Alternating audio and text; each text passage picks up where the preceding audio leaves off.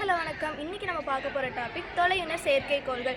இஸ்ரோ கடந்த 1988ஆம் ஆண்டிலிருந்தே இந்திய செயற்கைக்கோள்கள் அப்படிங்கிற திட்டத்துக்கு கீழே 15 ராக்கெட்களை லான்ச் பண்ணியிருக்கிறாங்க. இதோட மிக முக்கியமான சிவில் தொலையுணர் செயற்கைக்கோளை உருவாக்கியிருக்காங்க. இது மிக முக்கியமான பயன்பாட்டிற்கு மட்டுமே உதவுகிறது. இது உங்கள் அறிவலை. நான் உங்கள் Madhumitha, Bharathi Vidyalaya matric higher secondary school, Reddipatti, Namakkal.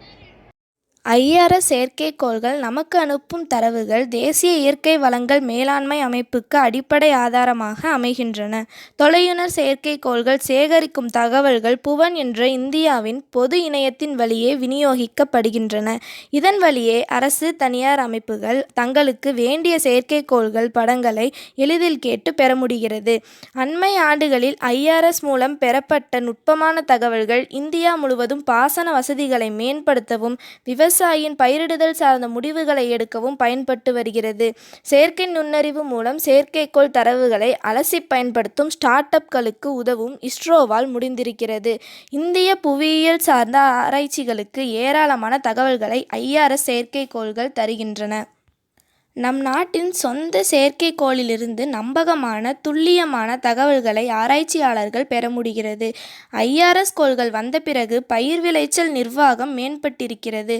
வெள்ள முன்னறிவிப்பினால் பல உயிர்கள் காப்பாற்றப்பட்டுள்ளது.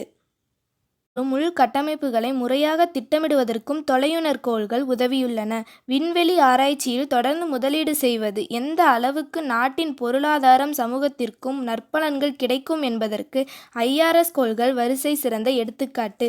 IRS விண்ணிலிருந்து பூமிக்கு அனுப்பப்பட்ட படங்களை அனுப்பும் விலையுயர்ந்த படப்பிடிப்பு கருவி மட்டுமல்ல, நீர்வள மேலாண்மை முதல் பேரிடர் முன்னெச்சரிக்கை வரை பல உள்நாட்டு சவால்களை அவை அன்றாட தீர்வு வழங்குகின்றன.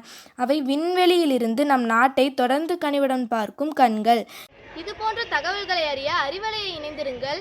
அதுவரை உங்களிடமிருந்து விடைபெறுவது உங்கள் மதுமிதா.